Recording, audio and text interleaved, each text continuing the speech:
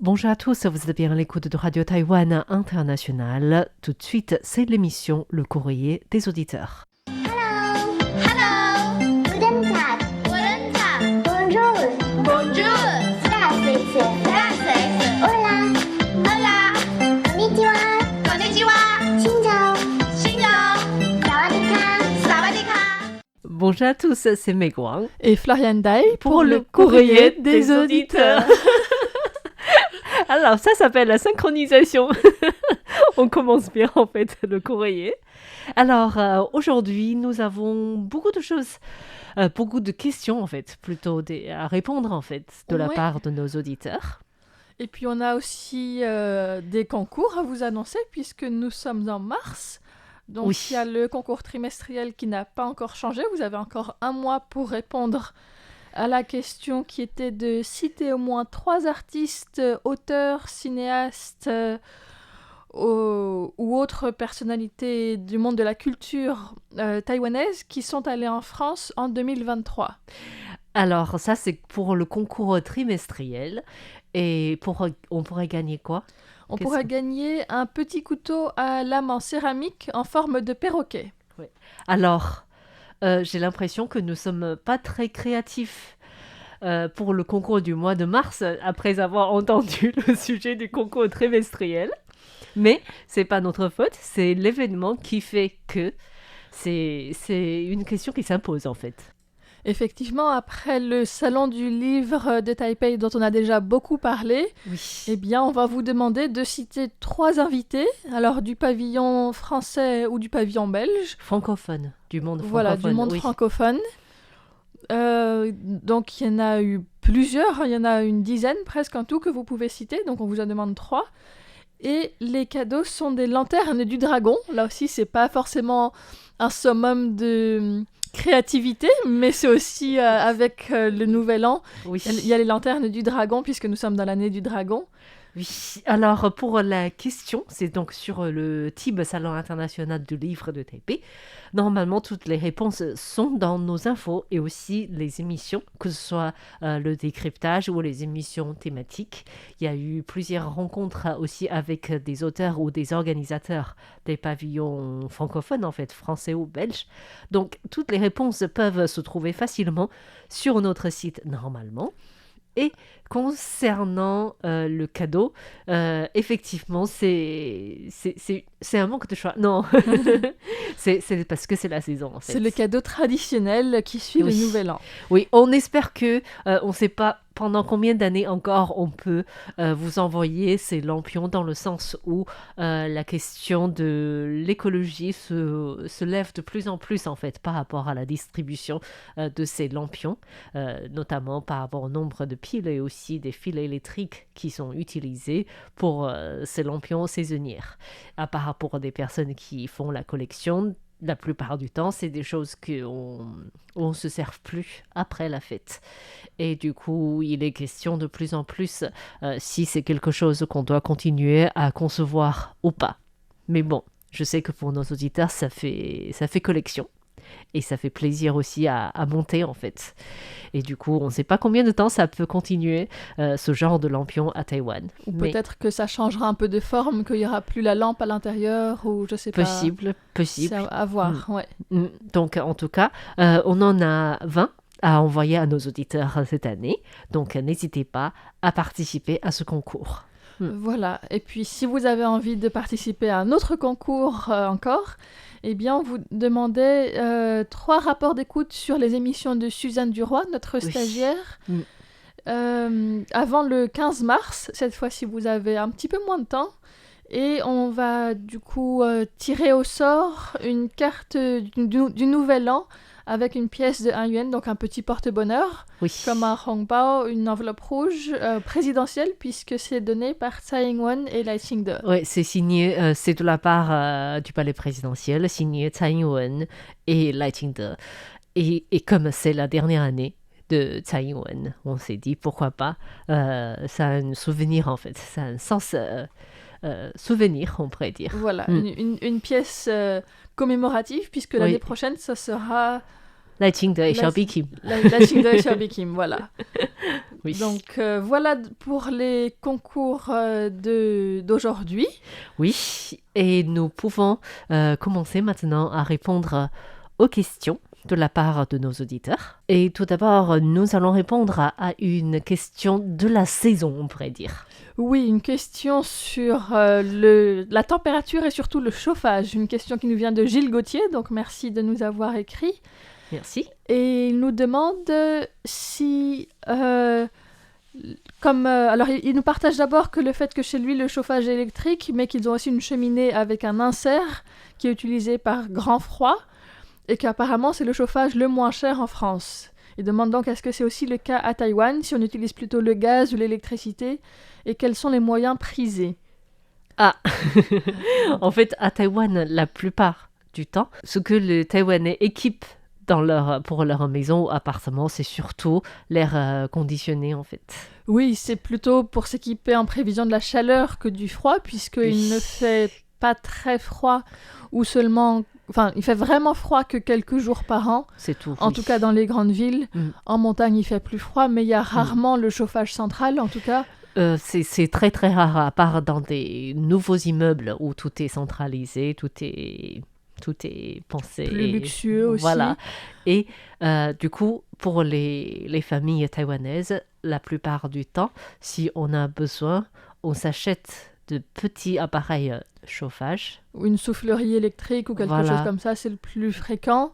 dont la plupart du temps c'est électrique en fait. Ouais. Mm. Et parfois, on trouve aussi des appareils donc de climatisation de l'air conditionné qui font aussi chauffage. Oui. Donc ça, Mm. c'est une autre option qu'on trouve de plus en plus dans les clims modernes, en fait, qui Tout ont à fait. l'option de Mm. chauffer, Mm. mais qui sont installés à la base vraiment pour se protéger de la chaleur en été plus que du froid en hiver. Le froid, en général, des petits appareils, ça nous permet, je pense que la plupart du temps, c'est pour les personnes âgées qui en ont besoin pour la salle de bain, par exemple, parce que sinon, ça crée un changement de température trop important, en fait. Oui, dans la Et salle de bain, dans la voilà. chambre parfois un petit peu avant d'aller se Voilà, coucher. c'est surtout ça. Sinon, quelques jours de froid, ça va, on s'en sort, en fait, sans le chauffage. Les gens achètent plutôt un gros manteau bien chaud Oui. et c'est ça, ils se couvrent plus même chez eux. Ce Ouais. qui est utile aussi en hiver, c'est un déshumidificateur. Parce que Tout à quand il fait. pleut beaucoup et que c'est humide, c'est bien de pouvoir sécher un petit peu l'air à Oui, l'intérieur tout de à la fait. maison. Mm. Surtout quand on fait des lessives ou tout ça, mais c'est plus ces autres appareils électriques que du Voilà. chauffage qui Mm. est utilisé. Donc, on n'a pas vraiment de choix, en fait, au niveau de chauffage. Voilà, mais donc les maisons traditionnelles n'ont pas de cheminée non plus, c'est pas du tout habituel Non, non. ni de faire du feu, ni un poêle à bois. Je sais même pas comment on dit un poêle à bois en chinois parce que on n'en parle pas ici. Si ça existe, mais ça, la plupart du temps, c'est pour des sorties à l'extérieur, des Oui, campings. du coup, faire un feu à l'extérieur, mais feu. pas un poêle à bois comme on Ah, installe dans non. une maison C'est pas vraiment ça, en fait. en France. Ouais. Voilà. Mm. Donc voilà pour la question de Gilles Gauthier. Merci beaucoup. Et nous allons répondre maintenant à deux questions de Émile Christian, qui nous écoute en Espagne. La première question, c'est s'il nous invite à partager si nous avons déjà voyagé avec Eva Air. Si oui, comment a été notre expérience? Et actuellement, il n'y a pas de vol direct entre Taipei et Madrid. Est-ce que la compagnie compte-t-elle offrir d'autres routes aériennes en dehors de Paris, par exemple? Voilà. Alors la première question, oui, moi j'ai déjà voyagé avec Eva Air. Je pense qu'on a, Presque tous probablement déjà voyagé avec Eva Air. pour tout ce qui voyage entre Taipei et Paris, ça reste la compagnie la plus pratique en fait. La plus pratique puisque c'est pour l'instant en tout cas la seule qui a des vols directs. Il y en avait Oui. d'autres avant, ça s'est interrompu avec le Covid. Oui, et en plus, il y en a un vol au quotidien. Voilà. Et c'est très tard le soir, donc ça nous permet d'avoir une journée entière à Taipei. C'est à 23h. C'est ça, à 23h30 en 30, quittant Taïwan Voilà, et 11h le matin de Paris pour revenir pour à revenir. Taïwan. Et on arrive très tôt le matin. Voilà, du coup, c'est Taipei. vraiment des horaires choisis, correctement choisis pour tous les passagers qui doivent faire des journées complètes par la suite, en fait. Voilà. Donc, l'expérience, Ça va? Ça va. Donc effectivement, c'est très long. C'était la première fois que j'avais un vol direct Taipei-Paris Ouais. avec Eva Air. Et donc ça fait long quand il y a 16 heures d'un coup. Ouais. Mais après, le service est très correct. La nourriture est bonne. Ça Donc, va, je me plains pas en tant que végétarienne. Oui, on peut choisir à l'avance aussi des menus différents. Oui. Mais moi, c'était une bonne expérience dans l'ensemble. J'ai eu un peu peur parce qu'il y a eu une menace de grève récemment. Ah, Et c'était un moment où je devais prendre l'avion. Donc là, je me suis dit, est-ce qu'il y aura des changements? Et puis finalement, ils ont réussi à négocier avant d'en arriver à faire la grève. Mais là, c'est sûr que ça aurait pu être un peu plus embêtant. Oui. Mais il n'y a rien eu. mais je pense que la plupart du temps, l'expérience de voyage avec Eva Air, ça reste correct. En Oui. fait, le service est correct et au niveau de sécurité, on a rarement entendu des problèmes de sécurité avec Eva Air aussi, en fait. Effectivement, oui. Et du coup, est-ce que il n'y a pas de vol direct entre Taipei et Madrid? Est-ce que c'est envisagé d'offrir d'autres routes aériennes en dehors de Paris? En fait, on peut préciser que pour Eva Air, par exemple, la compagnie dessert civile européenne. Donc, en plus de Paris, il y a Munich, Amsterdam, Londres, Vienne et Milan. Voilà. Et il faut savoir, en dehors de Eva Air, la première compagnie taïwanaise qui est semi-publique, c'est China Airlines. Donc ça porte toujours le nom de China Airlines, mais c'est taïwanais. Et elle dessert également civile européenne, Francfort, Amsterdam, Londres, Rome, Vienne et Prague. Voilà. Donc Ce sont pour l'instant les seuls vols directs qu'il y a voilà, entre Taipei et les villes européennes. Ouais. Et ce qui est Madrid, c'est tout à fait possible parce que en fait, Taïwan a déjà signé un accord de l'aviation avec l'Espagne, mais pour l'instant, aucune compagnie n'a décidé d'opérer vraiment cette ligne. Donc, Eva Air avait déclaré en 2022 que c'est un projet sur 3 ou 5 ans d'offrir une ligne en Espagne, que ce soit Barcelone ou Madrid, mais c'est pas encore décidé en fait. C'est sur moyen ou long terme. Et China Airlines a aussi évoqué l'Espagne sans donner de date plus concrète. Voilà. J'avais entendu dire que China Airlines avait aussi le projet de faire des vols vers Paris, il me semble. Je sais pas. La dernière destination ouverte, c'est Prague. D'accord. Oui. Donc, en tout cas, c'est possible. Mais bon. C'est possible et en même temps, ça sera peut-être pas très vite. Pas très vite, oui. Donc, parce que la plupart du temps, la réflexion, c'est aussi en lien avec le transport par la suite vers d'autres villes ou pays européens, en fait. Et du coup, peut-être Madrid n'est pas la priorité. C'est moins une plaque tournante. Voilà, c'est surtout ça, en fait. Je pense que Paris ou Londres. Ouais. Ou encore Munich, en fait. Voilà. Et ça, c'est donc la première question de Émile Christian. La deuxième question, c'est à quand la construction d'une usine taïwanaise de semi-conducteurs en Afrique? Alors ça, c'est aussi une question très dans l'actualité parce qu'on entend beaucoup parler de TSMC aux États-Unis. Aux États-Unis, en et Allemagne. Aussi en Allemagne et au au Japon. Voilà. Et pour l'instant, c'est vrai que TSMC est présent sur ces 3 continents.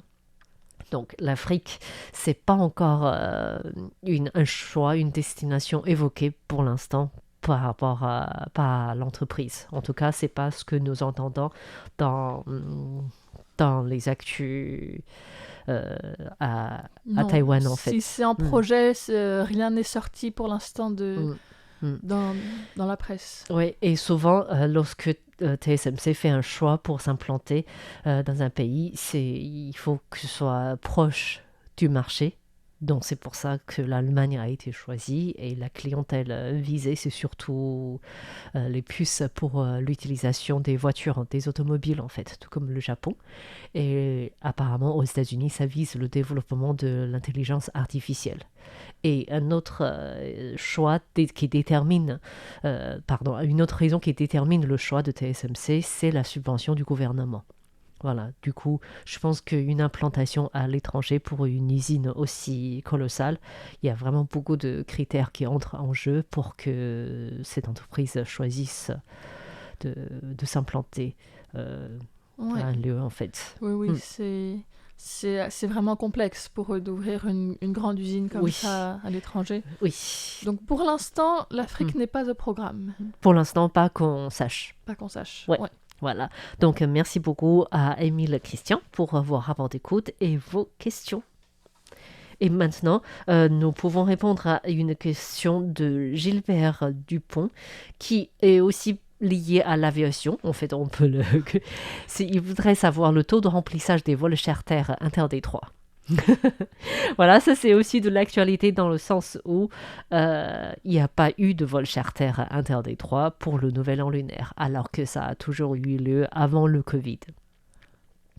Et du coup, le remplissage de vols charter, c'est zéro parce qu'il n'y a pas de... Il n'y a pas de... Il n'y a pas eu de charter mise en place. Là, avant le Nouvel An, c'était une question effectivement soulevée par les différents médias quant à savoir la mise en place des charters. Et le gouvernement avait expliqué que avant le Nouvel An, le vol régulier interdétroit était rempli à 60%. Donc il y a un vol régulier Il y a interdétroit. Il y a des vols, plusieurs vols réguliers Voilà, vers différentes villes de Chine. Voilà, tout à fait. Et du coup, le gouvernement avait ouvert aux compagnies aériennes de s'inscrire pour vouloir opérer des vols charters entre différentes destinations entre Taïwan et la Chine, et aucune compagnie aérienne n'a fait la demande. Puisque les vols habituels ne sont pas remplis, il n'y a pas de raison d'ouvrir Voilà. des vols en plus. Tout en à fait. Donc il y a pas autant de déplacements, de flux touristiques non plus en fait entre les deux rives pour le Nouvel An. Ouais.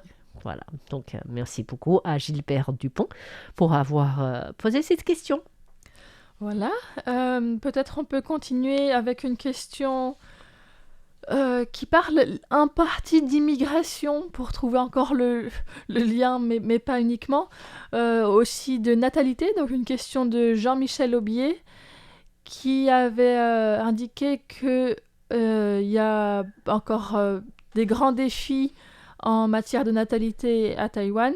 Je crois que c'est aussi une question très à la mode en France, n'est-ce pas? C'est une problématique qui n'est Oui. pas propre à Taïwan, on est d'accord. Donc il indiquait que jusqu'ici les politiques menées n'ont pas donné de résultats et il demandait quels sont les projets du nouveau gouvernement pour enrayer l'hémorragie. Toujours plus de subventions ou faciliter l'immigration ou autre chose. Donc plus de subventions, oui, mais pas que. Et pour faciliter l'immigration aussi. Donc le nouveau gouvernement n'est pas encore en place puisque pour l'instant le futur président Lai Ching-te est élu, mais il n'a pas encore pris ses fonctions. C'est le 20 mai en fait. Ça sera le 20 mai et donc c'est à ce moment-là que le nouveau gouvernement sera formé. Dans ses promesses de campagne, en tout cas, il avait dit que le gouvernement allait prendre en charge l'éducation ou le soin des enfants de 0 à 6 ans à travers 5 politiques majeures. Oui. Donc, augmenter la capacité du service public d'accueil de la petite enfance. Donc, les crèches, tout ça, plutôt à partir de 2 ans, de 2 à 6, disons, jusqu'à l'école primaire. Les petites crèches, pour les petits, ça commence même à 0 en fait. Ça commence même à 0. Oui. Voilà, donc en tout cas, augmenter la capacité du service public dans ce domaine-là. Augmenter les aides pour les enfants de 0 à 2 ans. Donc, surtout pour les parents, plus que les enfants. Améliorer aussi les centres d'accueil petite enfance existants avec plus de services pendant les vacances d'été et d'hiver, des horaires plus longs pendant la journée et plus de lieux ouverts, surtout dans les campagnes, puisqu'il y en a peut-être beaucoup en ville, mais dans certains endroits, ça peut être assez loin. Donc ça, c'est une amélioration de ce qui existe déjà, qui est aussi prévu. Avec, d'autre part, une augmentation des salaires, une protection des droits des travailleurs pour avoir un service de meilleure qualité. C'est sûr que s'il y a des lieux, mais que les personnes sont payées une misère et... on ne peut pas y aller. Voilà, ça ne donne pas envie aux parents, ça donne pas confiance. Et puis le dernier point, ce serait d'améliorer les services d'aide à la parentalité avec notamment des conseils ou un accompagnement proposé aux parents quand ils ont des doutes sur comment faire pour tous les problèmes auxquels ils peuvent être confrontés. Je pense que la plupart du temps, pour les Taïwanais, c'est surtout une question économique. Parce que on pourrait dire que dans le passé, Taïwan avait une société plus traditionnelle qui est fondée sur des grandes familles. Donc les enfants, ils ont forcément grandi dans le cadre familial avec les grands-parents, les grands-oncles qui sont souvent dans la proximité, ce qui fait que la charge financière des parents sont beaucoup moins importantes. Alors qu'aujourd'hui, on est devenu c'est plutôt des cellules de petites familles, donc ça veut dire les parents élèvent seuls avec les petits, ce qui fait que les structures d'accueil pendant que les parents travaillent deviennent très très importants. Surtout, on sait que les horaires du travail à Taïwan, c'est pas très très court non plus. Du coup, beaucoup d'heures supplémentaires, des très longues heures de travail font que les enfants ont besoin d'aller à un lieu après la sortie de l'école. Et jusqu'à présent, la plupart du temps, c'est des structures privées. Donc, ce qui peut coûter très très cher aux parents de devoir financer à 1 ou 2 enfants qui doivent aller dans ce genre de cours auxiliaires après l'école, en fait. Et puis on peut rajouter aussi le fait que quand une personne accouche, il y a 2 mois de congé pour l'accouchement, donc où le salaire est versé normalement. Oui. Pour la personne qui accouche. Pour l'autre, il y a 2 jours de congé. Pour le papa, d'habitude. Le papa n'accouche pas. Donc. Le papa n'accouche pas. Et après, il est possible de prendre jusqu'à 2 ans de congé en gardant son poste, mais sans avoir de salaire du tout. Oui. Et à côté de ça, il y a la possibilité de demander une subvention qui va donc jusqu'à 60 ou dans certains cas 80% du salaire originel. C'est un système assez étrange en fait, c'est-à-dire c'est un congé maternité, on peut conserver le poste avec en suspens des salaires en suspension, mais en même temps on peut demander une subvention et jusqu'à 2021 c'était 60% qui correspondait à 60% de notre salaire initial et en 2021 c'est augmenté à 20%. Le gouvernement propose cette aide supplémentaire. D'accord. Voilà. Donc il y a ces politiques, mais si à la base on n'avait pas un salaire très élevé ou un poste fixe, ça aide pas non plus.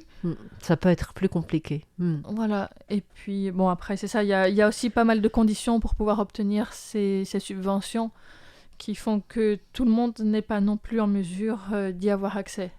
En tout cas, il faut voir avec ces nouvelles politiques proposées jusqu'à présent par le futur gouvernement lors de la campagne électorale, si ça va encourager la naissance à Taïwan. Je pense qu'il y a beaucoup de facteurs qui se conjuguent aussi avec la difficulté d'accès au logement pour les jeunes. Oui, tout ça sûr. fait que il y a beaucoup de questions qui rentrent en jeu et les jeunes aujourd'hui aiment aussi avoir leur liberté sans être pris dans la contrainte familiale. Et du coup, je pense que beaucoup de travail à faire. Donc, c'est pour ça que l'immigration reste tout à fait d'actualité, puisqu'il y a il y a un accord qui a été passé récemment avec l'Inde pour pouvoir accueillir des travailleurs migrants d'Inde à Taïwan, puisqu'il y a toujours un manque de travailleurs dans certains secteurs. Il manque de main-d'œuvre à Taïwan et le plus grand pays fournisseur de travailleurs migrants à Taïwan, c'est l'Indonésie. Et l'Indonésie est de plus en plus stricte dans le départ de leurs habitants. Et c'est pour ça que dans les négociations précédentes avec l'Indonésie, des choses ne se passent pas toujours très bien. Et du coup, le gouvernement essaie de diversifier la provenance des travailleurs migrants et l'Inde, c'est le dernier pays concrétisé, en fait, on pourrait dire. Voilà, et puis il y a aussi un assouplissement de certaines conditions pour que les travailleurs migrants puissent devenir des immigrants, c'est-à-dire rester à plus long terme, parce que jusqu'à présent, il y avait une limite de temps au bout de 12 ans, donc c'est 4 fois 3 ans. Voilà, donc ça restait très contraignant. Et maintenant, c'est possible pour eux de demander une carte de résidence à durée indéterminée, comme c'est possible pour moi pour l'instant à Taïwan. Au bout de 5 ans de travail, je peux déjà avoir accès à ça. Et pour l'instant, pour les travailleurs migrants, c'était toujours impossible. Et maintenant, pour ceux qui sont qualifiés dans une certaine catégorie, qui arrivent à passer des tests, qui sont souvent en mandarin, donc ça reste encore très très compliqué, ça demande beaucoup de travail de la part de leur employeur aussi, mais ils commencent à donner la possibilité à ces personnes-là de devenir des résidents à Taïwan, des résidents permanents, pour essayer de devenir plus attractifs, mais ça reste très difficile à faire en tout cas. Ouais. Donc voilà un peu les projets du gouvernement. Oui. À tout petit pas. Espérons que ça pourrait résoudre vraiment les problèmes à l'avenir. Et nous allons maintenant saluer quelques auditeurs pour leur rapport d'écoute.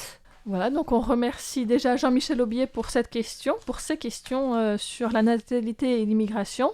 Merci beaucoup. Et puis d'autres personnes qui nous ont écrit récemment, Daniel Villon. Nous avons aussi des rapports d'écoute de Philippe Marsan. Fabricio Savini. Qui nous écoute d'Italie. Merci. Et nous avons des rapports d'écoute de la part de Ralph Urbanchek qui nous écoute en Allemagne. Merci beaucoup de vos rapports d'écoute très détaillés. On remercie aussi Maggie Roy de ses courriers fréquents. Oui, elle a partagé avec nous le dernier bulletin de Radio DX Club d'Auvergne. Voilà, avec des émissions notamment sur le Nouvel An chinois, le Nouvel An lunaire, et également sur l'interview que j'avais faite de Suzanne Duroy, donc notre stagiaire, qui était restée 6 mois avec nous, qui avait fait toute une série d'émissions que vous pouvez retrouver. Voilà, c'est donc dans le décryptage mi-février pendant 8 jours. Donc vous pouvez retrouver facilement les émissions de Suzanne. Et justement, on avait une question de la part de Christian Guibaudot sur une émission de Suzanne qui parlait notamment des femmes de réconfort. Et donc il demande si ce sont les mêmes femmes de réconfort qu'en Corée. Oui, ce sont les mêmes qui étaient victimes de l'armée japonaise, donc des esclaves sexuels pendant la Seconde Guerre mondiale. Et il pointe le fait que la société coréenne a rendu hommage à ces femmes avec une statue à Séoul en demandant est-ce que la société taïwanaise a aussi rendu hommage aux femmes de réconfort. Donc pas du tout de la même manière en tout cas.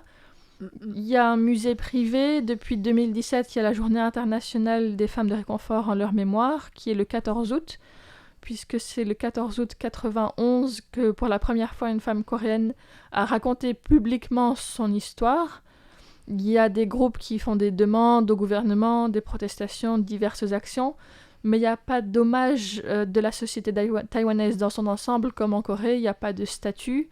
Et il y a encore la demande que les femmes de réconfort soient incluses dans le programme d'histoire, puisque c'était le cas dans certains manuels en 2014 et pas dans tous, et ça n'a pas beaucoup évolué ou ça a même été retiré de certains programmes aussi. Avec le dernier programme, ça a été retiré en fait. Du coup, ça a été critiqué par certaines personnes et je comprends du coup la demande des groupes qui défendent le droit des femmes de réconfort. Et même avant 2014, même si c'était évoqué de manière très succincte.